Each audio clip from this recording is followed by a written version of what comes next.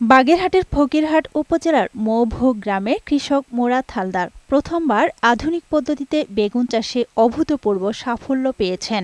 Organic বেগুন চাষে তার সাফল্য দেখে অভিভূত এলাকার মানুষ। উপজেলা কৃষি বিভাগের পরামর্শে ৩টি প্লটে ৫৫ কাঠা জমিতে আধুনিক পদ্ধতিতে বেগুন চাষ করেন তিনি। এতে খরচ পড়েছে ১,৪৭,০০০ টাকা। এরই মধ্যে ৫০ শতকের একটি ক্ষেত থেকে তিনি ২,৬৫,০০০ টাকার বেগুন বিক্রি করেছেন।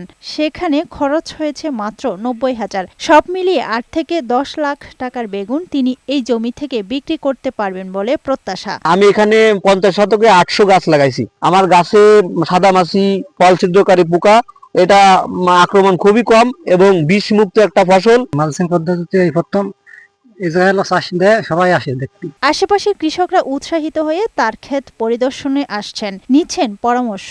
অনেকে আগামী মৌসুমে একই পদ্ধতিতে বেগুন চাষের প্রস্তুতি নিচ্ছেন। পলিমালচের ব্যবহার করে সম্পূর্ণ জমিতে একটা অর্গানিক কৃষির যে প্রকৃষ্ট উদাহরণ তা এখন মৌবকগুলোকে আসলে আপনারা দেখতে পারবেন। বীজ দিচ্ছি না আমরা, বিষ মুক্ত।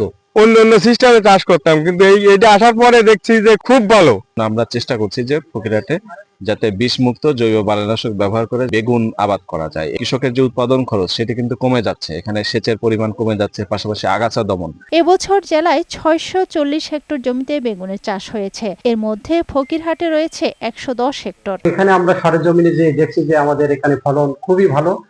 ১,৪৭,০০০ টাকা খরচ করে এ পর্যন্ত প্রায় ২৬৫,০০০ টাকা সে বেগুন ওখানে বিক্রি করছে। উপযুক্ত প্রশিক্ষণ, জৈব বালাইনাশক ও আধুনিক পদ্ধতির ব্যবহার নিশ্চিত করলে আগামীতে ফকিরহাটের মতো বাগেরহাটের অন্যান্য উপজেলায়ও বিষমুক্ত বেগুন চাষের প্রসার সম্ভব বলে মনে করছে কৃষি বিভাগ। আফরোজা সুলতানা, বৈশাখী সংবাদ।